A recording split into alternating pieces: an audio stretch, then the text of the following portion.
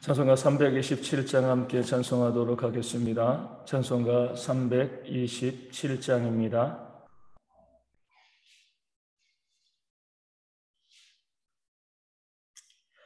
찬송가 327장 함께 찬송하도록 하겠습니다. 주님 주실와 평 믿음 얻기 위해 너는 정성껏 기도했나.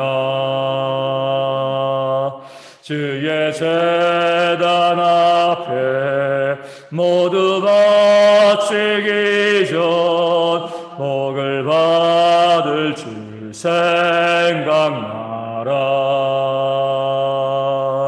주의 제단에 산제사들이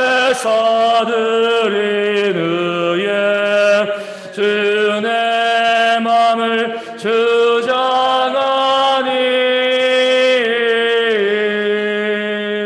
주의 뜻을 따라 그와 동행하며 영생 복락을 누리겠네. 주의 밝은 빛에 항상 활동하며 선한 사업을 힘쓰겠나. 자유 얻으려면 주의 뜻을 따라 너의 모든 것 희생하라. 주의 제단에 산제사들이 의해 주 내 맘을 주장하니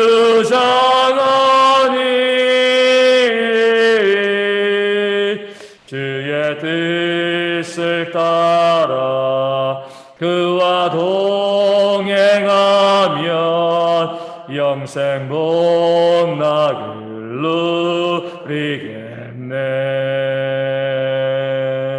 주의 제단 앞에 모두 바친 의에 주와 온전히 사귀겠네. 주님 주신 기쁨 또한 그의 사랑 어찌 말로 다 형용하랴. 주의 제단에 산제사들이 의해 주 내 맘을 주장하니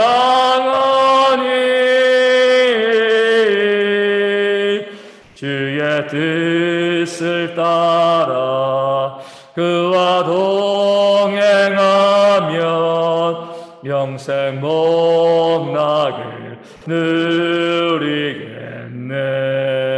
누리겠네. 아멘. 사도신경으로 우리의 신앙을 함께 고백합니다. 나는 전능하신 아버지 하나님 천지의 창조주를 믿습니다. 나는 그의 유일하신 아들 우리 주 예수 그리스도를 믿습니다. 그는 성령으로 잉태되어 동정녀 마리아에게서 나시고 본디오 빌라도에게 고난을 받아 십자가에 못 박혀 죽으시고 장사된 지 사흘 만에 죽은 자 가운데서 다시 살아나셨으며 하늘에 오르시어 전능하신 아버지 하나님 우편에 앉아 계시다가 거기로부터 살아있는 자와 죽은 자를 심판하러 오십니다.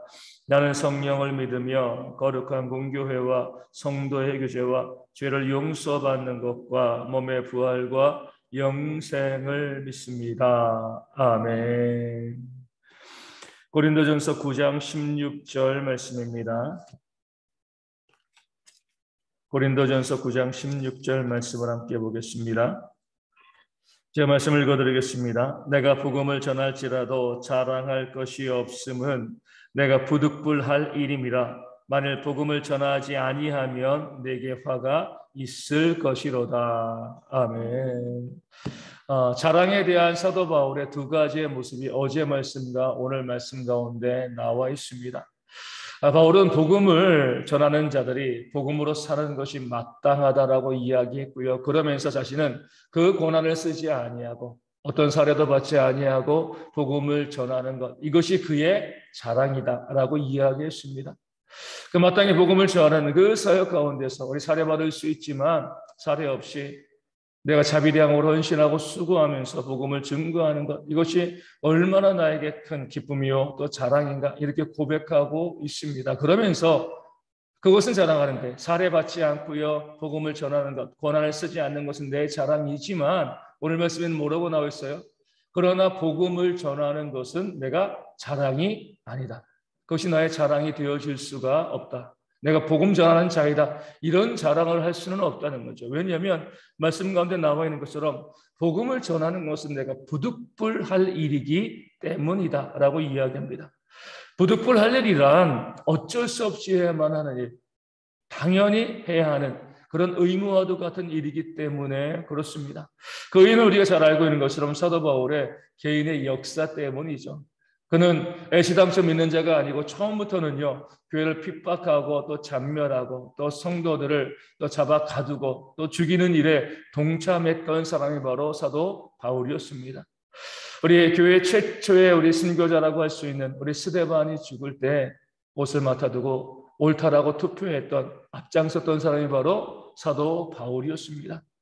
그렇게 하나님 믿는 사람들을 더 핍박하기 위해서 다른 나라 도시인 다메섹으로까지 가서 그들을 잡아오려고 하는 그런 교회를 무너뜨리는데 정말 열심을 냈던 사람이 바로 사도 바울이었죠. 그런 면에서 봤을 때 그 당시 유대인들에게 또 그리스도인들에게는요 사도 바울은요 마땅히 지옥에 갈 사람이었습니다. 다른 사람은 용서받을 수 있고 구원받을 수 있어도 그 당시 사울이었죠. 저 사울만큼은 지옥에 가는 것이 마땅하다. 구원받을 수 없다라고 그 당시 많은 그리스도인들이 생각을 했을 것입니다. 그렇게 마땅히 지옥에 가야 합당할 자를 예수님께서 만나주시고요. 그를 구원해 주시고 이방인의 사도로 세우셨습니다. 1만 달란트의 은혜를 베푸신 거죠. 예수님을 만나고 구원받고 난 다음에 사도 바울의 마음이 어땠겠습니까? 내가 이렇게 주님을 핍박하고 교회를 핍박하고 스데반을 죽이는 데 동참하고 성도들을 감옥에 가두었는데 그런 나를 마땅히 지옥에 보내셔야 되는데 그렇게 하지 아니하시고 그런 나를 사랑하사 나에게 은혜를 베푸시고 나를 구원하여 주시고 하나님의 일꾼으로 삼아 주셨다. 그 사실을 고백하게 되어지니까 복음을 전하지 않을 수가 없는 거죠. 내게 받은 그 은혜, 그 구원의 은혜를 받아보니 그 구원의 생각해 보면은요 부득불 복음을 증거할 수밖에 없는 겁니다. 다른 사람들은 이렇게 이야기하죠. 야 정말 복음의 전도 귀한 사역을 잘 감당하고 있습니다. 하지만 사도 바울에게는요 부끄러운 거예요. 자신이 복음을 전하고 있다는 것 자체도 너무나 부끄러웠죠. 왜냐하면 자신의 과거 때문에 그런 거예요. 내가 복음을 전하는 것은 내가 구원받지 못할 자로 살아왔던 그 과거에 비해 보면 이건 아무것도 아니고 내가 받은 구원의 은혜에 비해 보면 너무나 당연한 일인데 내가 어떻게 사람들에게 복음 전하는 자라고 복음 전하는 것을 자랑할 수가 있겠는가? 마치 무엇과 같냐면 1만 달란트 탕감받은 종이요 길거리 가다가 100데나리온 빚진 친구를 만나고요 용서해주고 사람들 앞에 떠벌리고 다니는 거죠. 내가 나에게 1,000,000원 빚진 친구를 용서해줬어. 그럼 사람들이 뭐라고 하겠습니까? 잘했다고 인정해 줄까요? 그렇지 않죠. 야, 너는 왕에게 6조 원이나 탕감받았으니까 1,000,000원 당연하지. 그걸 뭘 자랑이라고 이야기하냐? 아마 이렇게 핀잔을 줬을 겁니다. 그 마음이 지금 사도 바울의 마음인 거죠. 6조 원의 6조 배가 넘는 놀라운 구원의 은혜, 지옥에 갈 수밖에 없는 자신을 구원하신 그 하나님의 은혜를 생각을 하면은요, 복음을 전할 수 있는 기회를 주신 것조차 감사한 것이지. 내가 이것을 가지고 내가 자랑하거나 복음 증거하고 내가 헌신하고 수고하고 있다. 이것을 드러낼 수가 없는 거죠. 마땅히 부득불할 일인 거죠. 그러면서 뭐라고 이야기합니다. 내가 복음을 증거하지 아니하면 내게 화가 있을 것이다. 그것이 두려워서 복음을 증거할 수는 아니죠. 하나님의 은혜가 너무나 커서 그 사랑 가지고 그 은혜 가지고 감사하고 너무나 민망하고 너무나 기쁘고 감사해서 복음을 증거할 따름이지만 돌이켜 생각해 보면요, 이성적으로 생각해 보면 그 큰 은혜를 받고 1만 달란트의 은혜를 받고 100데나리온 용서해 주지 아니하면 이건 얼마나 배은망덕한 모습인가. 하나님께서 당연히 징벌을 내리시지 아니하겠는가. 그 사실을 바울이 고백한 것이지 그 벌이 두려워서 복음을 증거한다는 것은 아니죠. 받은 은혜가 너무나 커서 그 은혜의 가치를 분명히 알고 있기 때문에 내가 복음을 증거할 수밖에 없다. 그렇기 때문에 나는 이 복음 증거하는 것을 한 번도 내 자랑으로 삼아 본 적이 없다. 내가 마땅히 당연히 내가 이 일에 헌신할 수 있는 것 자체만으로도 감사하며 복음을 증거하고 있는 것이다 라고 고백하고 있는 것입니다. 그러면서 앞서 말씀드린 것처럼 어제 말씀드린 것처럼 자신이 복음을 증거하는 것은 마땅히 해야 될 일이지만 그 복음 증거하는 것으로 살해받지 않는 것은 그의 자랑이 되었습니다. 복음을 증거하는 것이 마땅한데 왜 그것은 자랑하지 않는데 복음을 증거하는 것으로 살해받지 않는 것은 그의 자랑이 되었을까요? 그것은요, 복음을 증거하는 것이 마땅하다고 해가지고 복음을 증거하는 것의 가치가 떨어지는 것을 원치 않았기 때문에 그렇습니다. 구원의 은혜를 생각하면 당연히 복음을 증거해야죠. 그렇다고 해가지고 복음 증거가요 아무것도 아닌 것처럼 가치가 없는 것처럼 그렇게 여겨진다라고 하면 그 복음에 대한 그 가치를 그가 부정하는 것이 되어지는 겁니다. 이 복음을 증거하는 것은 정말 가치 있는 거예요. 그렇기 때문에 복음을 증거하는 사람들은 그 복음으로 살아서 마땅한 그런 권리를 가지고 있는 것이다. 복음 증거는 정말 가치 있는 것이지만 나는 그 복음 증거를 통하여서 그 어떤 물질도 받지 않은 것을 나의 자랑으로 생각한다. 이 말씀 가운데서도 바울은요, 다른 사역자들에 대한 배려가 있는 겁니다. 나는 내가 지은 죄가 너무 많아가지고 또 받은 은혜가 있어가지고 또 내가 따로 할 수 있는 그 일이 있어서 사례를 받지 않고 조금 더 수고스럽게 이 복음 증거의 사명을 감당한다. 하지만 내가 이렇게 했다고 해가지고 다른 복음 증거하는 사람들에게 너희는 왜 사례를 받아? 사도 바울처럼 구원의 은혜를 알고 있으면 그냥 해야지 이렇게 말하지는 말라는 거예요. 내가 그렇게 한다고 해가지고 이건 내 은혜고 내 믿음이 내 고백이고 사례받지 않은 것은 내 자랑일 따름이지 복음을 증거하는 것에 대한 가치는 정말 충분하기 때문에 그 복음으로 말미암아 사는 것, 그 권한을 누리는 것은 아무런 문제가 없는 것이고 교회가 그것을 또한 존중해 주어야 한다. 그런 면에서 자신이 복음 증거하는 것은 부득불할 일이지만 또 복음 증거함으로 사례받지 않은 것은 그의 자랑이 된다라고 이야기하고 있는 것입니다. 이것이 바로 믿는 자들의 헌신의 모습이 되어야 합니다. 우리가 헌신하는 것은 뭐예요? 하나님의 구원의 은혜가 우리 가운데 있으니까 내가 그 어떤 헌신을 한다고 해서 그 구원의 은혜를 갚을 수가 있겠습니까? 없는 거죠. 우리도 바울처럼 부득불하는 거예요. 어떻게 보면 내가 헌신하지 아니하면 이것이 내게 화가 될 것이다. 이런 믿음의 고백도 우리 가운데 있어야 됩니다. 그 마음 가지고요, 헌신하고 수고하고 복음을 증거하는 귀한 삶을 살아가는 것이 너무나 마땅하고 당연한데 그러다 보면은요, 다른 사람이 수고하고 헌신할 때도 뭐라고 이야기해요? 야, 당연한 건데 뭐 그것 가지고 뭐 사례받으려고 하고 인정받으려고 하고 사람들에게 감사받으려고 해. 그거 자체가 잘못된 거야. 이렇게 내가 그런 삶을 살아가니까 다른 사람들에게도 그런 모습을 강요할 때가 있는데 그러지 말라는 거예요. 내 자신은 당연히 은혜를 가지고 부득불 헌신하는 삶을 살지만 다른 사람이 헌신하고 수고할 때는 그 사람의 헌신과 수고를 인정해 주라는 거죠.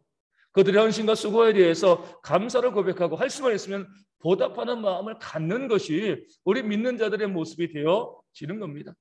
나에게는 좀 엄격하게요. 나는 은혜만을 바라보면서 하지만 다른 사람들이 수고하고 헌신할 때 그 헌신이 얼마나 가치 있는 겁니까? 그 가치 있는 것이기 때문에 그들을 인정해 주고요. 또 감사를 고백하고 또 표현해 줄 수 있는 그런 모습이 우리 가운데 있어야지 우리가 바른 신앙인의 모습이 되어지는 줄로 믿습니다. 우리가 이 말씀 가운데 나와 있는 것처럼 우리 모든 사역과 헌신은요, 구원의 은혜에 비하면 우리가 마땅히 감당해야 될 그런 일이 되어지는 겁니다.